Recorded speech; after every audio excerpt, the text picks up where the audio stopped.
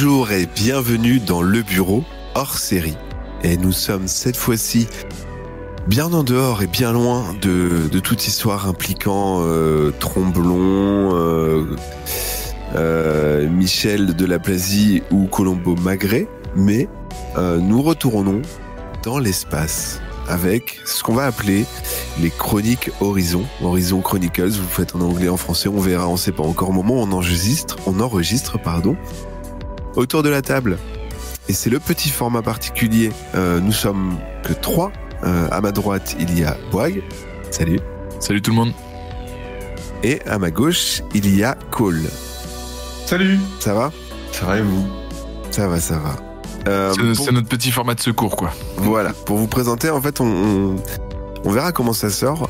L'idée, c'est que quand on n'est pas tous disponibles, on puisse avoir un petit hors-série qui permet d'avoir toujours des épisodes. Alors, ce sera des épisodes dans le format Horizon, plus court, une demi-heure, mais qui puisse permettre de suivre une histoire. Horizon, vous aurez une suite, hein. On verra ce qui se passe entre là où vous vous êtes arrêté et là où on commence aujourd'hui. Il y aura une suite, mais pour le moment, nos 3 aventuriers dont je rappelle les noms: Marc Dupéra, le pilote, incarné par Boag. Présent. Ponce Delattre, le xénobiologiste, incarné par Cole. Toujours là.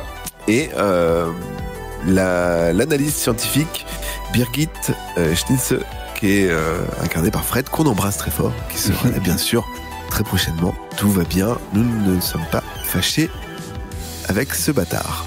Voilà. Il faut préciser. Voilà.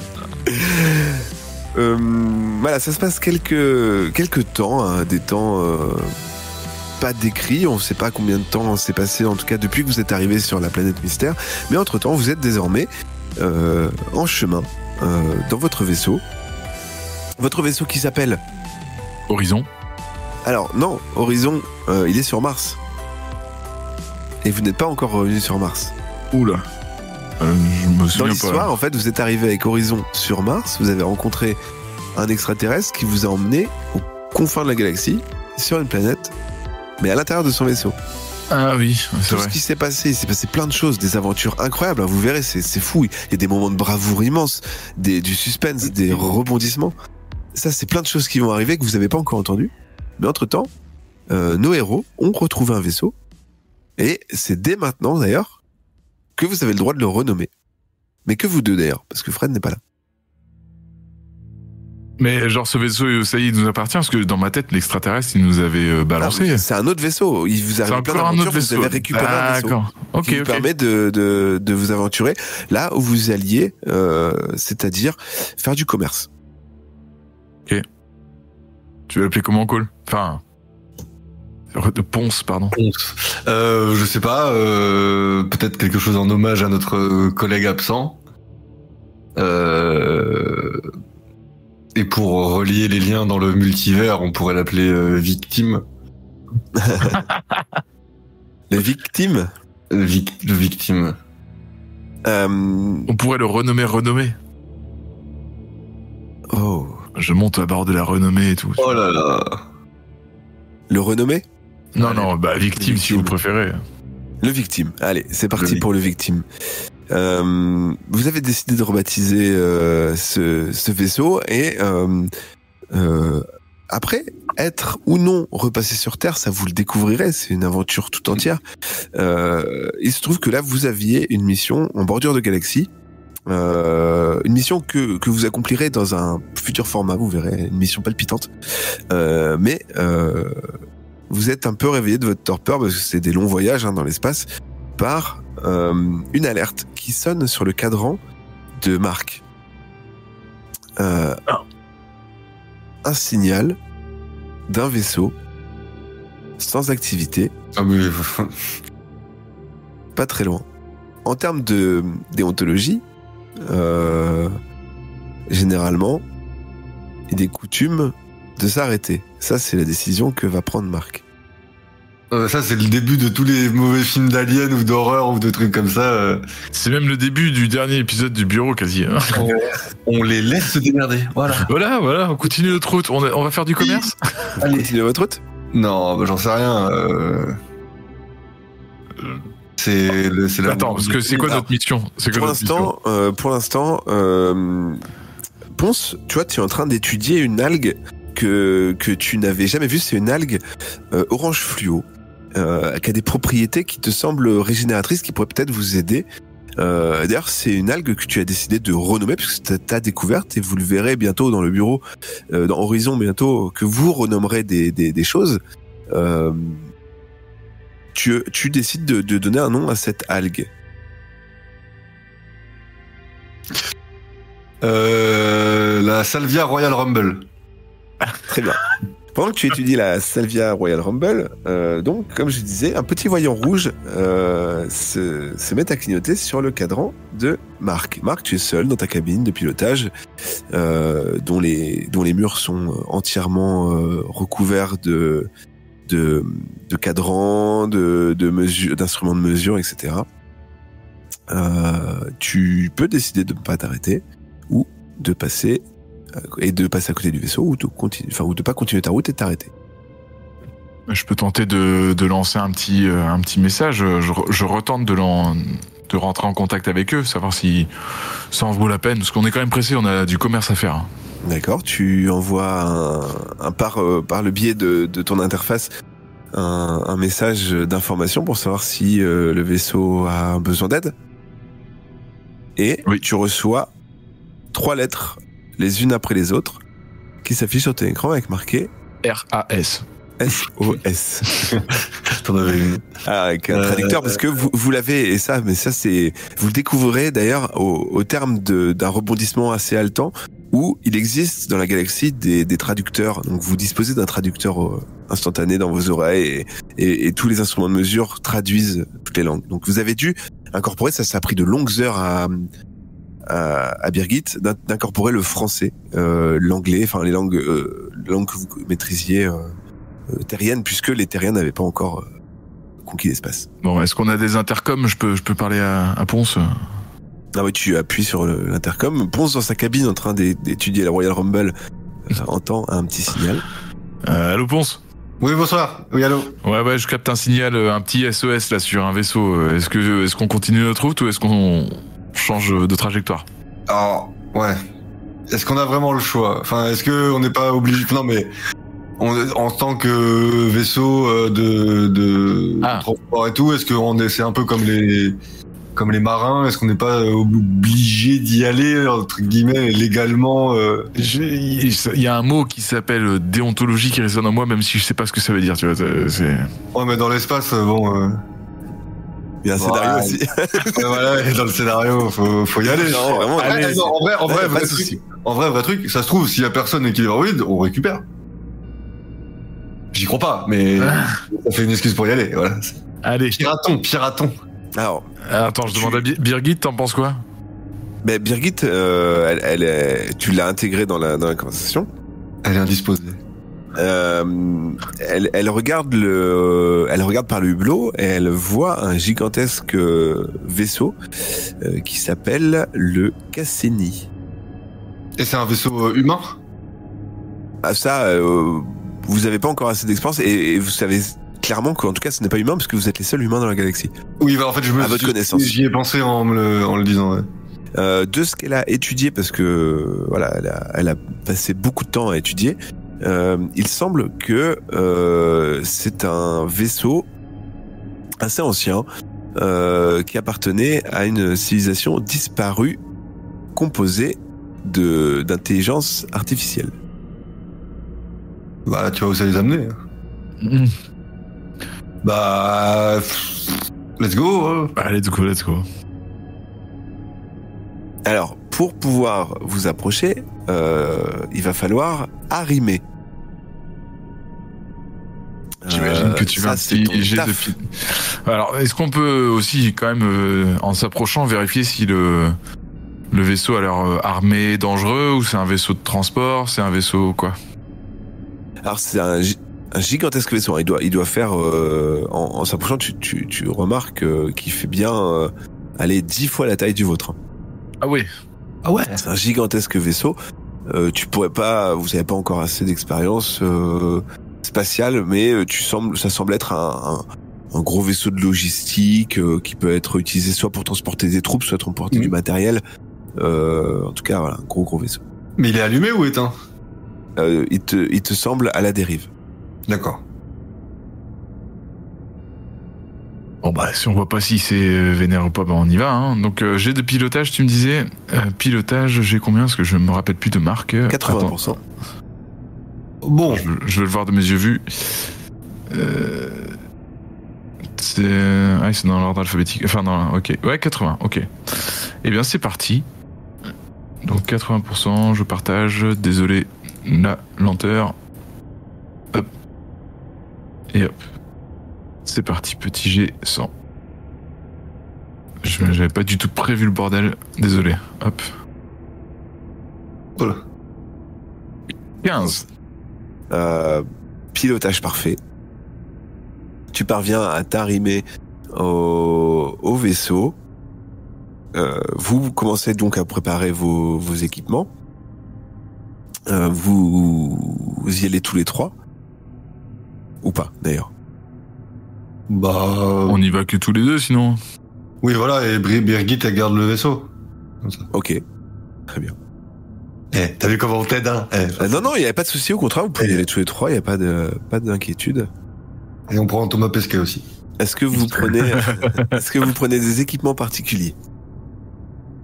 De toute façon, disposez de rations de survie, d'armes, de combinaisons pour sortir à l'extérieur. Mais voilà, on estime que c'est pas forcément oxygéné dans le vaisseau et qu'on y va en tenue de sortie, quoi. Ok, très bien. Est-ce qu'on a des armes? Il y en a des armes de défense, hein. C'est quelque chose d'assez standard. Vous avez deux fusils laser, pardon. Et bien on prend les fusils laser. Okay. Et il y a de quoi éclairer, des torches. Sur vos combinaisons, du coup, il y a des torches. Okay. Ouais. Et le traducteur, il est intégré à notre combi ou il est que dans votre vaisseau? Oreillette. Ouais, c'est bien fait ça. C'est bien. Et du coup, on peut s'entendre quand même à travers les combis et tout. Oui. Ok. Et je prends une petite... un transconducteur. Et attends, parce que là, on est que tous les trois sur le vaisseau. Ouais. Oui. Parce que quand même, s'il y a un problème technique sur le vaisseau, ce serait bien que Birgit soit avec nous. J'ai pas compris. Birgit vous dit, c'est vrai qu'en même temps, je sais pas trop, ça m'enchante pas de rester toute seule au cas où, mais après, allez, viens Birgit, on va visiter. Je peux guider votre exploration à distance. Non, mais on va l'emmener s'il y a besoin d'un appui technique de loin. Avec, je peux faire de la carte, voilà, ou alors vous pourrez un appui technique. Non, mais si on peut, on doit relier des fils, souder des trucs, elle est quand même meilleure que nous, que toi et moi. C'est vrai. Alors, bon, on emmène Birgit. Alors, du coup, il y a que 2 fusils par contre. Je le prends. Ok. Voilà. Donc vous deux, vous êtes armés? Ouais. Et Birgit sans armes. Ok, très bien. Une grosse clé à molette. Le sas s'ouvre. Et vous entrez dans une pièce ovale, éclairée par une lumière bleue qui provient des murs et du plafond. La pièce est totalement vide. C'est assez déroutant puisque visiblement, au vu de vos premiers instruments de mesure, tout est privé d'oxygène. Non, c'est un sas de décompression ou un truc comme ça, non? Enfin, je sais pas comment, c'est ça le... Non, c'est une gigantesque pierre. Alors vous êtes passé par le sas de décompression, mais à l'intérieur du vaisseau, il semble n'y avoir aucune gravité et aucun oxygène. Vous êtes comme dehors. Soit c'est leur manière de vivre chez les aliens, soit il y a une brèche dans leur système. Non, ou c'est peut-être qu'il y a un générateur qui est pas allumé de... Enfin, je dis non, pardon, mais... c'est peut-être juste un générateur de gravité ou je sais pas quoi qui est pas allumé dans le vaisseau et... Là, du coup, on se balade en mode on flotte, il y a pas d'oxygène, quoi. C'est ça. Birgit vous dit, bon, ça ressemble à des soutes quand même. Visiblement, il y a des hangars et tout, ça a l'air d'être... Ça a l'air d'être un peu labyrinthique, mais ça a l'air d'être une soute. Et au loin, vous entendez un énorme bruit de vomissement qui se situe sur la droite. Allons voir le bruit. Et les lumières sont éteintes, là, on est en mode juste avec notre petite torche, quoi. Ah bah vous pouvez les allumer, les éteindre, c'est comme vous voulez. Il y a une légère lumière bleue qui éclaire la pièce, mais c'est vraiment, on voit plus des lumières de secours. On allume. Enfin, nous, Oui. Nos portatives, quoi. Et donc, il y a un rembrissement à droite, et sinon, pas de lumière particulière, pas de truc qui pourrait nous appeler à gauche. Non. Et le rembrissement, il est dangereux, c'est mécanique, c'est humain, enfin, pas humain, mais organique. Vous avez... non, ça a plutôt l'air mécanique. Tu veux qu'on aille voir, Ponce ? De toute façon, oui, on essaie de trouver le couloir principal de... Charge mon fusil, moi. Bah, pas moi. Voilà. Je veux bien que l'un de vous me fasse un jet de perception. Qui me le fait? Je sais pas, j'ai combien? On s'en fout, c'est toi qui ressens. Perception? Ouais. C'est donc... Perception et merception. C'est dans quoi, ça? Tu dois avoir... Pardon, c'est moi qui ai cliqué. Alors attends que je te retrouve ça. Observer, pardon. Ah. Du coup, j'ai 60. C'est ça, 60. Let's go. Clac. Un D100. Let's go. Oh, 87. Bon, rien qui t'a... le regard. Tu vois un... Enfin, juste, mais ça c'est basique, vous voyez un gigantesque... Deux portes, en fait. Une gigantesque porte, type porte de hangar, et une porte mécanique avec un gros volant à ouvrir. Sur votre droite. De l'autre côté, en face, la même chose. Le vombrissement. Merci. Il vient de la porte avec le... Là, vraiment, il paraît lointain. C'est pas encore. Tu pourrais déterminer. Du coup, choisir une porte nous rapproche pas forcément d'un côté, faire plus de vombrissement. Bah, plus vers la droite, quoi. Mais sinon, il y a un couloir qui s'enfonce plus loin, où vous pouvez pas voir d'où ça vient, qui pareil sur la droite. Bah, on ouvre la première porte déjà, au moins peut-être que ça nous resituera un peu plus dans le vaisseau. Ouais. Oui. Alors il y a un grand bouton poussoir pour ouvrir la grande porte de hangar, ou alors... Non, enfin... En fait, la porte de hangar, j'ai peur un bait que ça nous ouvre. Bah oui, parce que je me dis, ça se trouve, on est en train de marcher vers la chaudière qui déconne. Et...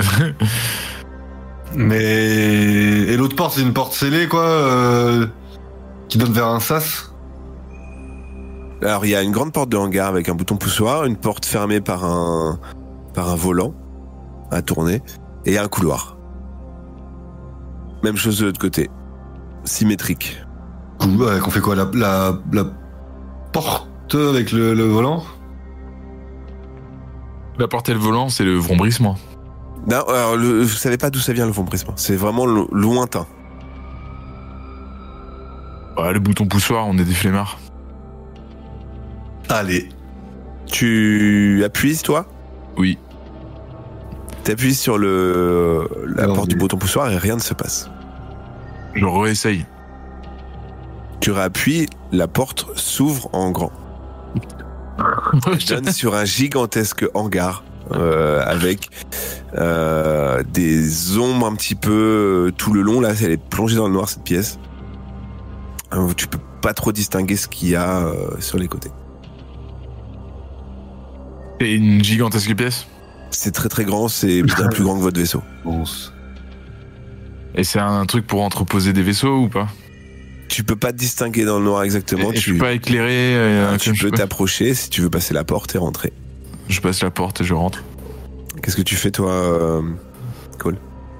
Bah, je le suis en couvrant derrière. Ok. Tu passes la porte, Marc, et en t'approchant un petit peu, suivi de ton acolyte, vous passez la porte et vous voyez que sur le côté, se situent des gigantesques mechas à plus de taille humaine. Plus haut qu'une taille humaine. Tous désactivés. Stylé. Des rangées haut et bas de mechas. Est-ce que un humain peut rentrer dedans et le contrôler? Tu ne sembles pas avoir la place pour ça. Il y a le vombrissement, on l'entend là, c'est ça? Il est toujours présent, mais vous n'êtes pas forcément plus rapproché. Et donc là, le mecha, moi je peux pas en prendre possession. Je veux dire, il n'y a pas la place pour un humain. Alors, tu t'approches du mecha en regardant, il n'y a pas l'espace disponible pour un être humain. Ils n'ont pas été construits sur les formats d'un être humain puisque ils sont trop petits, c'est ça que je veux dire. Non, ils sont très grands. Ils sont très grands, d'accord. Ouais. Peut-être si vous vous mettez sur les épaules l'un de l'autre. Non. Mais je dis putain, une belle bête. Bon, bah on avance. Après, vous faites le tour du hangar et rien de particulier. Bah on revient à la porte. Et juste les mechas, c'est des mechas de combat ou des mechas de transport? C'est des mechas de quoi? Ils ont l'air d'avoir des armes ou des... Ils sont armés. Ah. On est sur un vaisseau de guerre là, de transport de troupes là. Visiblement, c'est possible. Birgit, en tout cas, se fait la même réflexion. Fait qu'on revient au hub là et on essaie de voir la porte ou le couloir. Ouais. Vous revenez vers la partie principale. Et au moment... Alors, qui est-ce qui passe en premier? Moi. Ok, suivi de Birgit et de Ponce, qui va faire un jet de... Alors, tout de suite, tu as un réflexe, normalement. Alors, réflexe... 40. 40. Je vais me vautrer. 44. C'est pas très loin. Au moment où tu passes, où Birgit passe la porte et tu t'apprêtes à la passer, la porte du sas se referme très fort et te tape l'épaule, à deux doigts de te décapiter. Mais comme tu l'as entendu, tu t'esquives un petit peu sur le côté et avec le coup tu perds 3 points de vie. Sur combien déjà? Vous avez... Alors, je crois que sur vos fiches de personnages, c'est marqué 10, mais moi, je joue avec 20 à chaque fois. Donc, vous avez sur 20. Ok. Et tu vas... Alors, attends. Allez, on va dire, allez, tu vas lancer un D10 et on va voir si tu as la chance que ta combinaison soit pas percée. T'as 9 chances sur 10 qu'elle soit pas percée. Du coup, si je fais 10, c'est... Ouais. Attends, lance pas tout de suite, j'ai pas fait le partage. C'est bon, tu peux.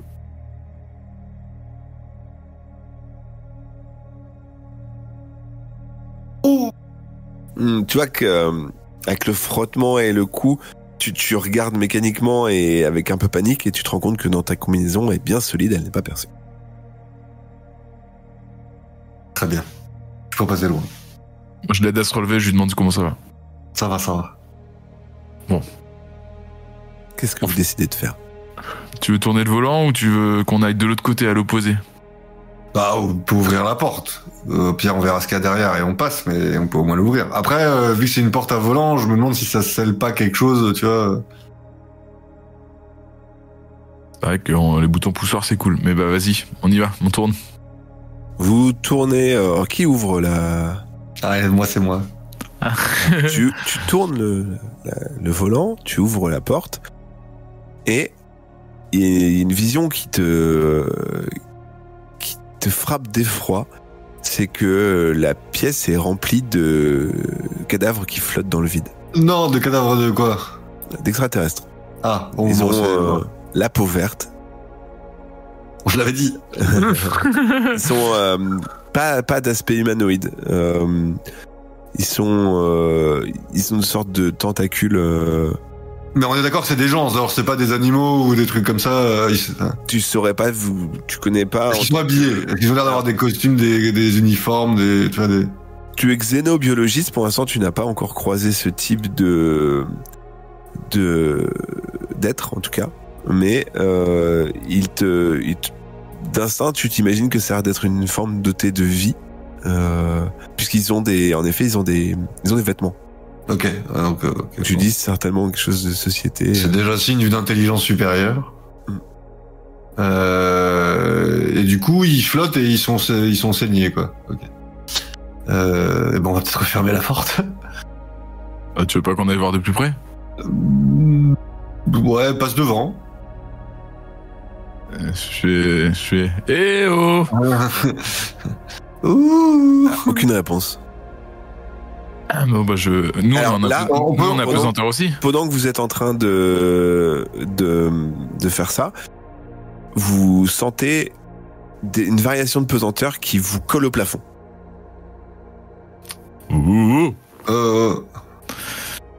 J'essaye de me réceptionner sur mes jambes au plafond.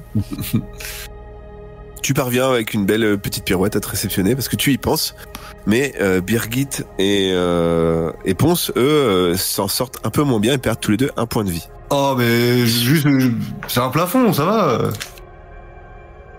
Attends, t'as combien en déplacement, Roger? Moi, j'ai 80%, mon gars. Oh, pour faire du parcours sur le plafond, super. Parcours. Ok, bah et là, y a pas un cadavre qui est pas loin quand même que j'essaie de le choper et de le ramener vers Ponce. Ouais, est-ce qu'on peut pas au moins observer genre comment ils ont été tués? Et puis pareil, deuxième question, ils font 3 mètres, 1 mètre, ils sont grands comment? Ils sont très longs. Ça ferait plus penser à une sorte de calmar un peu. Tu vois, ils sont tout en longueur un peu. Ils doivent bien faire 2 mètres. D'accord. À vue de nez. Ok. Faites un genre, bah tiens, Ponce, Marc, tu peux faire un jet d'observation? Oui. Observation, je sais plus à combien je suis, attends 2 secondes. Observer, 50. On y va. Pendant que tu observes... 74. Le vide interstellaire. Il a roulé, je pensais que c'était bon. Tu observes un petit peu en disant mais qu'est-ce qui a pu générer tout ça? Tu vois aucune idée. Pendant que vous dites tout ça, la gravité retombe en 0G et vous flottez à nouveau. D'accord. Ah, est-ce que c'est pas le générateur qui est cassé et genre il tourne un peu, il s'arrête, il retourne, tu vois, Ouais, j'étais en train de réfléchir à ça. Du coup, plutôt l'inverse, parce que du coup, la gravité diminue et du coup, on... Ouais, puis que la gravité soit au plafond, c'est pas normal non plus. Bon. La pièce là où on est, le garde-cadavre là, il donne sur quelque chose d'autre de là où on vient ou que de là où on vient ou... Ça a l'air d'être une remise à la base assez grande. C'est un cul-de-sac. Parce que tu as beaucoup de cartons. Mais ouais, c'est un cul-de-sac. Et c'est pas très grand, hein. Et les cadavres, quand on regarde un peu les tentacules et les machins, ils ont pas des badges ou des trucs comme ça qu'on pourrait identifier comme des trucs qui permettent de faire quelque chose. Enfin, ils sont... Les tentacules, elles sont nues ou est-ce qu'ils ont des badges ou des objets ou des... Ah, tu veux t'approcher des cadavres? Oui. Ok, tu t'approches du premier cadavre devant toi. Et tu cherches quoi? Donc un badge? Un badge, une montre connectée, une bague, un bout de pierre, un truc qui semble être... je sais pas, un truc qui pourrait sembler... ajouter, ça se trouve c'est une déco, mais ça se trouve c'est un truc qui permet d'ouvrir des choses, quoi, ou de contrôler un méca, par exemple. D'accord. Tu observes sur le premier cadavre que dans sa poche, une petite poche à bouton pressoir que tu ouvres en le fouillant, et tu découvres un appareil qui ressemble à une sorte de télécommande avec 2 boutons et aucune inscription. La télécommande est violette. Non, c'est pas la télécommande du mecha, Marc, oublie. Oh bah peut-être. Je la montre à Birgit si des fois qu'elle aurait une idée. Ok, Birgit regarde et elle se dit bon bah c'est visiblement une technologie qu'on connaît pas. J'ai aucune idée de ce qui peut se passer en appuyant sur ce bouton. Et très clairement, je prendrai pas ce risque. Oui, voilà. J'appuie dessus. Non mais... T'appuies sur le bouton? Le bouton de gauche, pas celui de droite. Celui de gauche? Ok, très bien. Bon, quand t'appuies, il se passe rien pour l'instant. Pour l'instant, en tout cas. Non mais attends. Imagine, c'est comme une commande volet. Genre le volet il est fermé, t'appuies sur fermé, ça fait rien. Là, si t'appuies sur l'autre, ben non, mais justement, ça va peut-être faire une connerie. Donc profite que t'aies appuyé sur le bouton, que tu sois content. On s'arrête là. Laisse-la la télécommande. Bah je l'avais dans ma poche. Exactement ce que te dit donc du coup Ponce. Donc tu l'arranges. Bah ouais, parce que bon, c'est eux les cerveaux du bordel. Hein. Pendant ce temps-là, Birgit, qui a un peu les yeux qui fouinent partout, vous fait un petit coup de coude et vous dit de regarder en hauteur et vous observez un point rouge en haut, une sorte de caméra qui vous observe.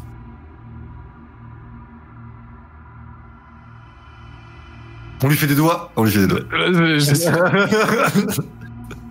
Ça se trouve, ça veut dire bonjour. Hein. Cette caméra, elle a l'air d'être réactive. Équipée sur rail. Elle fait le tour du hangar. D'accord. De la pièce principale, la pièce où vous êtes arrivé. Donc ça veut dire deux trucs. Soit qu'il y a de l'activité sur le bateau, sur le vaisseau, soit que au moins il y a un espèce de centrale sécurité où toutes ces caméras arrivent et on pourra peut-être essayer de voir ce qui s'est passé sur le vaisseau. Dernier truc, ça se trouve, c'était un vaisseau qui transportait des esclaves ou un truc comme ça. Et ça se trouve, on croit qu'on est sur un vaisseau avec des tentacules et des machins. Ça se trouve, c'est une autre race et que là, ils transportaient des esclaves qui sont morts dans un truc. Je pense à ça aussi. Genre, il est surveillé avec la caméra. Oui, par contre, moi je pensais ça, c'est-à-dire que les mecs qu'on voit morts là, c'est pas les propriétaires du vaisseau. Peut-être, voilà, c'est ça que je veux dire. Et du coup. Et genre, attends, question toute bête, mais genre les espèces de poulpes là, ça a l'air d'être fait pour eux les mechas ? Ça a pas l'air d'être le cas. Et chose peut-être que j'ai pas précisé, je crois pas l'avoir précisé, quand tu as fouillé l'espèce de poulpe. D'ailleurs que vous pouvez donner un nom à cette race.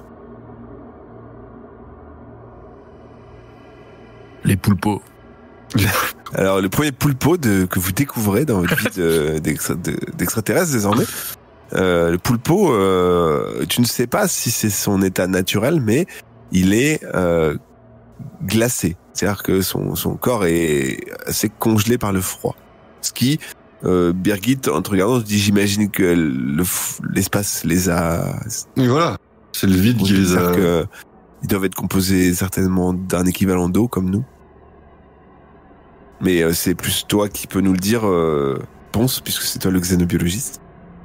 Bah après là, d'après mes observations, ils sont quand même morts d'une mort violente, voilà. Mais le fait qu'ils aient été mis dans la pièce, dans le vide, enfin, la pièce a l'air soumise au vide spatial. C'est voilà, ils ont gelé.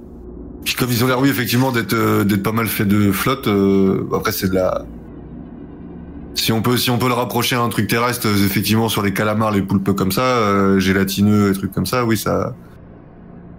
Ils ont gelé, quoi. Alors la question c'est ça, est-ce que c'est un bus, est-ce que c'est fait exprès et c'est un garde-manger, etc. Si c'était un garde-manger, ils auraient enlevé les vêtements. Bah voilà. Alors est-ce que c'est juste ils ont béné les cadavres là-dedans et voilà. Ça se trouve c'est leur serviteur, leur machin. Bon, on se casse d'ici. Est-ce qu'on examine la caméra ou on se dit juste que c'est un accessoire qui passe? Elle est fixée sur un rail du coup. La caméra, le rail fait tout le hangar. En tout cas, Birgit te dit, je suis à peu près sûr qu'elle n'était pas là quand on est entré dans la pièce. Qu'elle s'est rapprochée. Ah, il nous surveille quoi. Eh ben on peut suivre le rail, non? Voir déjà. En tout cas, le rail s'enfonce vers le couloir sombre à droite. Évidemment. Qui semble mener vers les bruits que vous entendez. Et bah, let's go le couloir. Hein. Et ouais. Est-ce que on s'adresse pas à la caméra en mode coucou machin et s'il y a rien on se barre parce qu'en vrai là. T'as peur? Non, en vrai c'est pas moi qui ai peur mais je réfléchis au truc tu vois. Ça sent le bait quand même. Bah ouais, mais bon, maintenant qu'on est là, on voit des morts et tout, on va en savoir plus. Hein.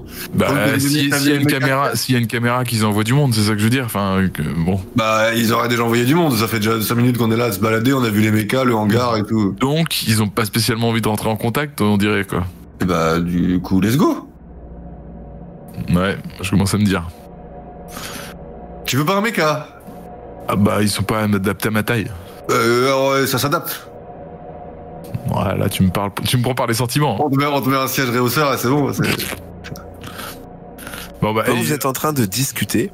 Ah voilà, Brigitte dit là qu'on peut plus. Putain, non, pendant que vous êtes en train de discuter, vous entendez une gigantesque détonation. Un bruit extrêmement sourd, suivi d'une sorte d'aspiration. La porte par laquelle vous êtes entré s'ouvre d'un coup et vous êtes aspiré vers l'entrée parce que vous voyez que le vaisseau, votre vaisseau, le Victime, a été détruit. Mais voilà. J'avais dit qu'il fallait qu'on se barre. Ben moi j'avais dit qu'il fallait laisser Birgit dessus, et comme ça elle nous aurait prévenu, il se passe un truc et elle le sauvait et au pire elle pétait avec et voilà.